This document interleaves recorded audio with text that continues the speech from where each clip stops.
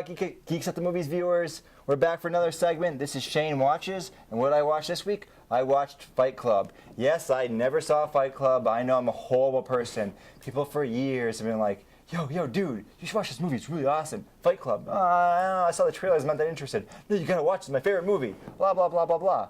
Well, now for you fellas, for you viewers out there, I have watched it because Jacob told me to watch it. Jacob, tell me a little bit about this movie. Why did you tell me to watch this movie? Why was this recommended to me? Because it's so damn good. It's just, I love this movie so much. It's on one of my top movies. It's on my top 10 list at least. So, yeah, I love this movie. It's David Fincher at his best. You get to see Edward Norton, Brad Pitt interacting with each other. The interactions are great. I love the dark tone. It goes into the whole psychological issue, all that kind of stuff. But what did you think of this movie after watching it for the first time? I was bored. I did not like this movie. I got more and more bored, and I cared less and less as it went on. Wow. Yeah, wow. I started at the beginning. I'm like, okay, this is a little different kind of tone. I knew it was a different kind of tone. I knew it wasn't. I'd seen the trailers. I knew it wasn't the kind of movie I'd watch. I already knew that. I know my taste. I'm like, this is not the style of movie that I'm interested in. But everyone, I have another friend who was like, it's my favorite movie of all time. You gotta watch it. It's so good. As soon as they started with some of the psychological stuff, and as soon as Brad Pitt started pontificating about changes in society and this and that, and I'm like, this is just some shallow philosophy. All these words he's saying are meaningless. If you actually parse this, I got into my critical, analytical, philosophical mode where I'm like, no, this is just shallow writing. Just that it sounds good on the surface, but if you really think about it, it doesn't make any sense, right? So, which I know that we're at a movie. Suspend your disbelief, Shane. It's not a real thing. Okay, don't worry about it. But certain things are more important to some people than others. This aspect, as I've seen other movies like this, where they have this background philosophy that they make it seem sound so cool and edgy. Oh, we're changing society. Look at, we're scaring people. It just had a lot of problems for me. I don't like Brad Pitt's character. He pissed me off the whole time. Every time he's on the screen, I'm like, oh God, this guy's on the screen again. Can't stand this dude. This guy's obnoxious. Edward Norton's character is much better. He had some really good scenes. Some of the scenes he had and interactions were excellent. I liked him as a character. I don't like his alter ego, the Brad Pitt character. I just found him annoying.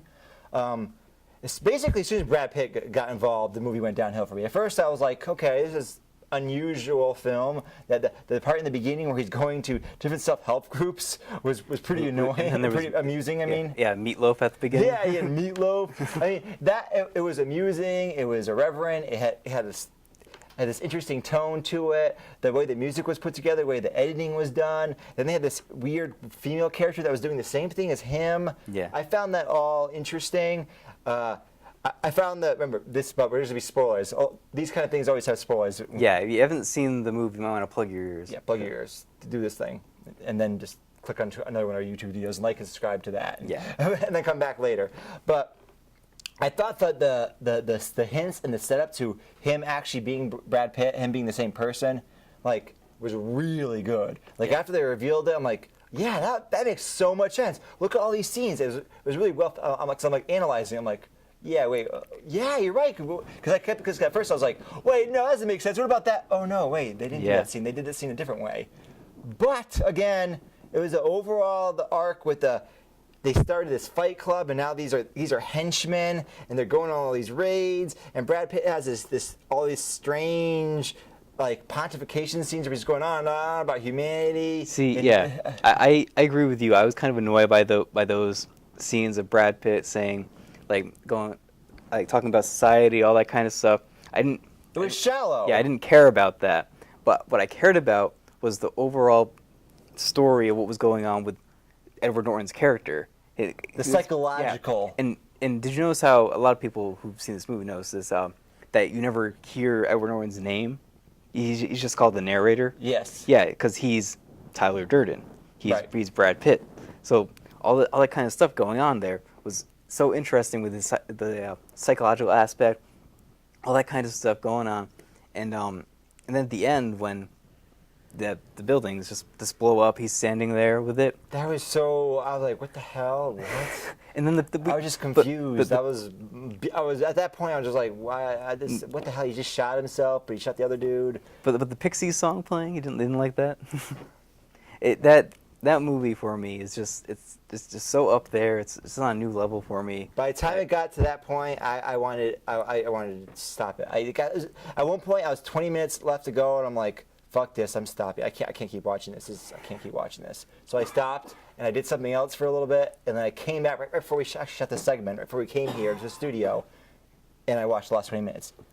It really was boring. The Bradley character was annoying, but it was less of that. I thought the movie was bad because I didn't think it was a bad movie. It just was so, everything about the movie was like, I wouldn't do that.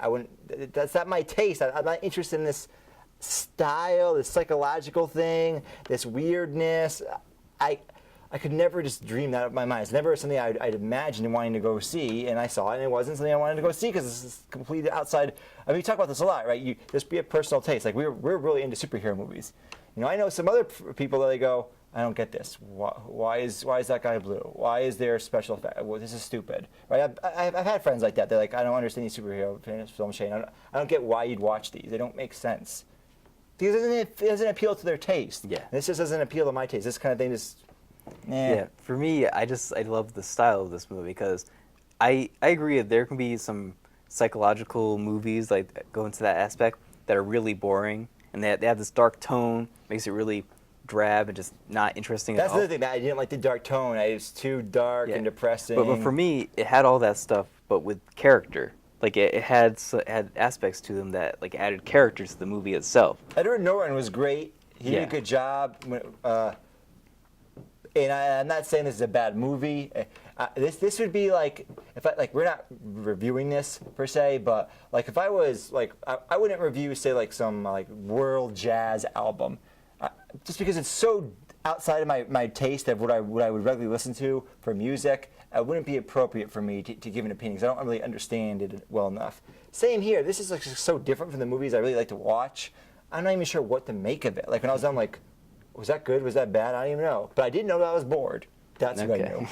Well, yeah, David Fincher has a very distinct style with his movies. He's a very strange guy as a director, but he's my favorite director pretty much. I've seen all of his films. What other films did he do? Because I didn't know who that guy is. I can name them off in order pretty much. He's done Seven, Fight Club.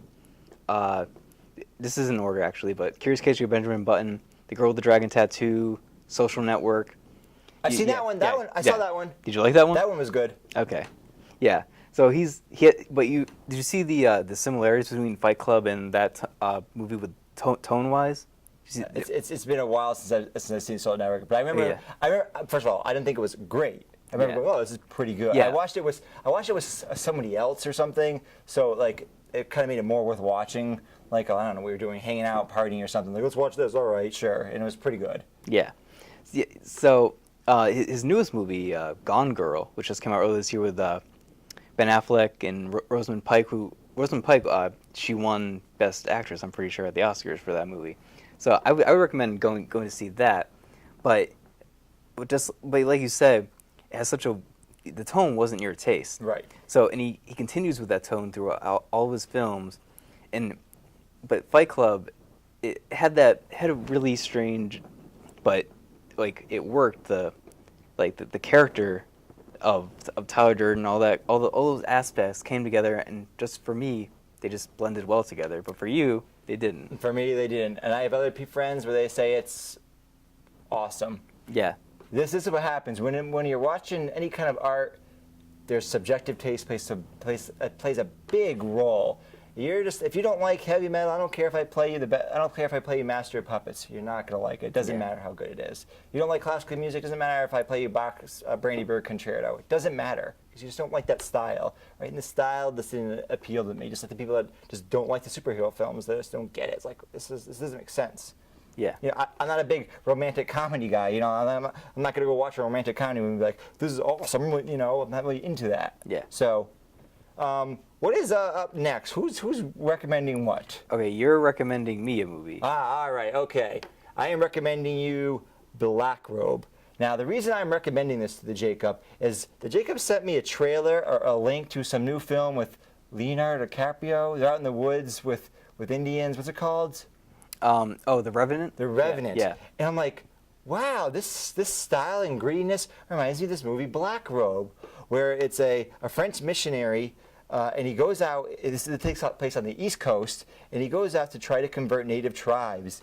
And it's in this wild, rugged country in Canada, and it's like the snow is coming in upon them, and suddenly they're attacked and ambushed by Indian tribes, and it's really gritty, really dark. It's a really good historical drama. It really shows you what life was like in early Canada. This was Champlain's first settlement in Quebec, so one of the first great explorers, you know, and then I'm like, this kind of reminds me of this tone. Wow, they seem really similar, except one's with in the Plains Indians in that part of the country. This is with the Eastern Seaboard Indians. So I'm like, oh, well, how about you try watching this? And it's a dark, serious thing, and you like dark, serious stuff. Yes, I do. So stay tuned next time there'll be a Jacob Watches segment. But for now, check out all our stuff, like, comment, subscribe, and share. This has been Geeks at the Movies.